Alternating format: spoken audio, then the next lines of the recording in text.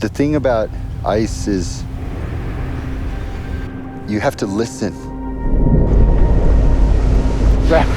Did you hear that? And then it tells us the story. There's inside every glaciologist a bit of an adventurer. You know, it's good to be in steep places with good views.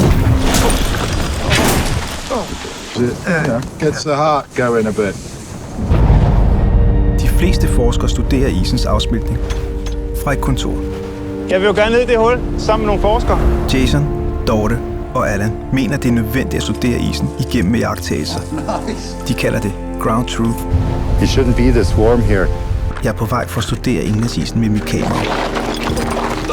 Eller rettere for at studere dem, der studerer isen. It's hard not to feel that something really is happening here. It's kind of like a disaster in slow motion. Når man står derude og kigger, kan man nærmest se, at isen flyder. Our theory says if it's working properly, it should drain all that water away. But it's not. Our predictions of global sea level rise could be quite a bit off. Request a weather prognosis. I really know that you guys take those risks seriously. Can't imagine myself ever saying, you can't go back there.